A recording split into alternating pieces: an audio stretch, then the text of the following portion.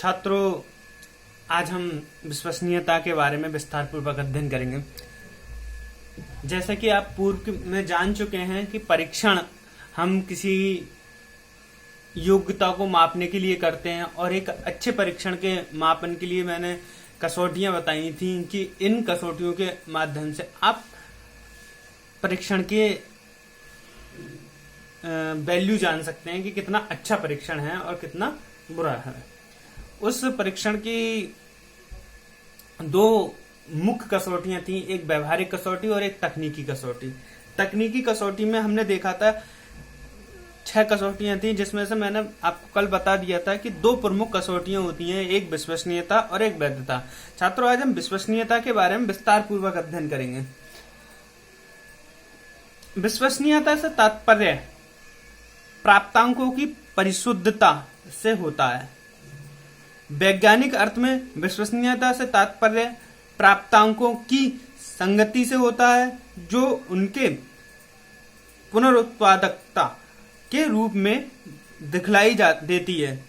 कहने का तात्पर्य है कि कोई भी परीक्षण जब वर्तमान समय तथा कुछ दिनों बीतने के बाद संगत परिणाम देता है, तो ये कहा जा सकता है कि उसके प्राप्तांकों की संगति है, और ये संगति ही विश्वसनीयता कहलाती है। छात्रों, एक उदाहरण के रूप में समझते हैं कि विश्वसनीयता होती क्या है। मैंने कहा कि परीक्षण के माध्यम से हम किसी न किसी विशेषता या गुण का मूल्यांकन करते हैं। जैसे हमने एक आईक्यू मापना है, छात्रों की योग्यता नापनी है, तो हम एक परीक्षण करते हैं कि मान लीजिए आप लोग सब बीएड के छात्र हैं और बीएड एंट्रेंस क्वालिफाई करके आए हैं। आपकी जो विश्वसनीयता मापनी है, तो मैंने एक परीक्षण किया। आपकी जो बीएड एंट्रेंस का एग्जाम था, आपने वो परीक्षण दिया, वो परीक्षा दी। अब वो परीक्षण से हमने देखा कि जो परीक्षा थी वो एक स्टैंडर्ड परीक्षा थी, और उस परीक्षा का दोबारा हमने वो किया, प्रक्षेपण, मतलब दोबारा इम्प्लीमेंट किया, और उसके जो परिणाम आए पूर्व की भांति आए। जैसे कि आप लोग पूर्व की भांति पास हुए, उसी तरीके से अगले वर्ष या 1 महीने बाद उत्तीर्ण हुए, तो हम कह सकते हैं उसी की भांति, सेम नंबर नहीं, मतलब उसके लमसम हमारे विद्यार्थी पास हुए, तो हम कह सकते हैं वह परीक्षण विश्वसनीय है।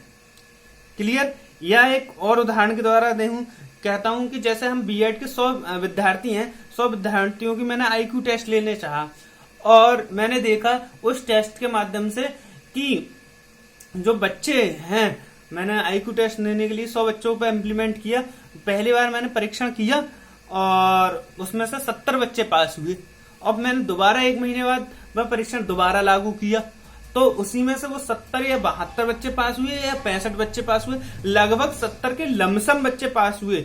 तो हम कह सकते हैं वो परीक्षण जो था वो विश्वसनीय है। यानी कि पुनः दोहराना, पुनरुत्पादकता करना, जो परिणाम है उसका पुनरुत्पादन हो, तो वह परीक्षण विश्वसनीयता कहलाती है।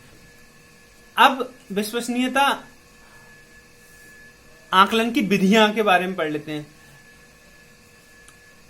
परीक्षण की आकलन की विधियां मुख्य रूप से 3 विधियां हैं। सबसे पहले विधि है परीक्षण पुनः परीक्षण विधि। परीक्षण पुनः परीक्षण विधि, टेस्ट रीटेस्ट मेथड। इस मेथड में हम क्या करते हैं कि भाई हमने अभी जो एग्जाम्पल दिए उसे पुनः कर देते हैं। जैसे इसमें परीक्षण, यानी पहली बार परीक्षण लिया और पुनः वो परीक्षण दोबारा किया, उसके बाद देखा कि वो संगत आ रहे हैं या नहीं आ रहे हैं, उनके जो परिणाम आ रहे हैं वो संगत एक समान आ रहे हैं लगभग या नहीं आ रहे हैं। अगर समान आ रहे हैं तो वो विश्वसनीय है। मैं एक बार और उदाहरण लेके बता देता हूं। जैसे कि कक्षा में राम नाम का छात्र है, मैंने उसके लिए एक टेस्ट तैयार किया। टेस्ट में मैंने कितने क्वेश्चन दिए? 50 क्वेश्चन दिए। उस 50 क्वेश्चन में से उस बच्चे ने 40 क्वेश्चन को सही किया। अब पुनः मैंने, ये परीक्षण हो गया मेरा। उस परीक्षण के बाद मैंने 6 महीने बाद या 15 दिन बाद या 1 माह बाद या 3 माह बाद, जब भी मैंने उसे भूलने के बाद, वो परीक्षण के बारे में थोड़ा बहुत भूल गया होगा, उसके बाद वही टेस्ट दोबारा दिया 50, और उसने वह क्वेश्चन करे या 40 करे या 42 करे या 38 करे, लगभग 40 के लमसम किए तो और सेम उत्तर आ रहा है, तो हम कहेंगे वो परीक्षण कैसा है? परीक्षण पुनः परीक्षण विधि, टेस्ट रीटेस्ट मेथड, ये विश्वसनीयता कहलाएगी। उसका दूसरा जो मेथड है आंतरिक संगति विधि। आंतरिक संगति विधि जो है हम सबसे अंत में पढ़ेंगे, और पहले मैं जो मुख्य 3 विधियां हैं उनके बारे में बता देता हूं। फिर है हमारी समांतर फॉर्म विधि। समांतर फॉर्म विधि क्या होती है? भाई मैंने क्या किया, टेस्ट कर लेना है तो मैंने 2 फॉर्म में बांट दिए, 2 व्यक्तियों के समूह को, ए फॉर्म और बी फॉर्म, ठीक है भाई। और वो टेस्ट लिया, मान लीजिए वही जो राम को टेस्ट दिया था मैंने, वह टेस्ट मैंने ए फॉर्म पे लागू किया और वही टेस्ट मैंने बी फॉर्म को लागू किया, और मैंने देखा उसमें से बच्चे ए फॉर्म में भी 40-42 बच्चे पास हो रहे हैं और बी फॉर्म में भी 40-42 ही बच्चे पास हो रहे हैं, तो मैं कहूंगा ये परीक्षण कैसा है? विश्वसनीय है। और मान लीजिए वो फर्म में क्या हो रहा है, एक फर्म में बच्चे पास हो रहे हैं 20-22 और दूसरे फर्म में बच्चे पास हो रहे हैं 40-45, तो ये बहुत ज्यादा अंतर आ गया, और वो फर्म में हम क्या कहेंगे कि ये विश्वसनीयता में कम है। कहने का तात्पर्य है कि जो फर्म है हमारी, ऐसा आपके मन में क्वेश्चन आ रहा होगा कि सर कोई बच्चा ए फर्म में, मान लीजिए वीक बच्चे हैं और बी फर्म में अच्छे बच्चे हैं, तो हम ये कह सकते हैं हम जो फर्म बनाएंगे वो तो लमसम इस आधार पर बनाएंगे कि बच्चे लगभग समान हो, या रैंडम मेथड से बनाएंगे या फिर बच्चों को सम या विषम में बांट लेंगे, ठीक। उसके बाद है प्राप्तांक लेखन विधि। प्राप्तांक लेखन विधि में हम क्या करते हैं, सह संबंध की मेथड के द्वारा प्रक्षेपण तैयार करते हैं।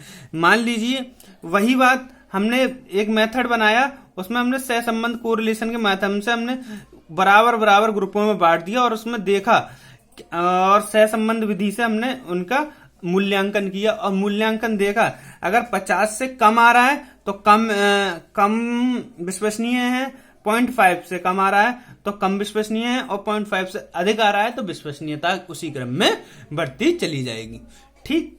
उसके बाद है आंतरिक संगति विधि।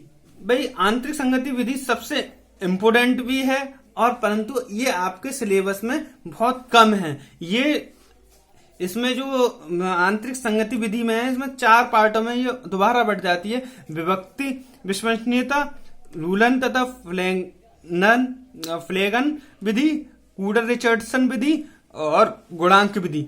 ये 3 विधियां जो हैं आपकी रिसर्च से संबंधित हैं। जब आप थीसिस लिखते हैं और आपको थीसिस में इनका जरूरी होती है, जब हम परीक्षण तैयार करते हैं तो ये विधियां उस समय प्रयोग हो जाती हैं। इस वजह से हमारी मुख्य रूप से ऊपर की 3 विधियां, आंतरिक संगति विधि में हम देख सकते हैं मुख्य रूप से विभक्ति विश्वसनीयता विधि आ जाती है। जैसे हमने मान ली 100 लोगों पे परीक्षण अप्लाई करना है, तो हमने क्या कर लिया, पहले को विषम में डाल दिया और दूसरे को सम में डाल दिया। इसी तरीके से 50 सम में आ जाएंगे और 50 विषम में आ जाएंगे, और टेस्ट अप्लाई करके देख लेंगे और टेस्ट के परिणाम लगभग सेम आ रहे हैं तो हम कहेंगे वह परीक्षण विश्वसनीय है। उसके बाद रूटन तथा फ्लेगन विधि, कूडर रिचर्डसन विधि और गुणांक विधि, इनके अलग अलग मेथड हैं और अलग अलग फॉर्मूले हैं। उनके माध्यम से हम इनका अध्ययन जब रिसर्च करेंगे तब करेंगे। Thank you very much.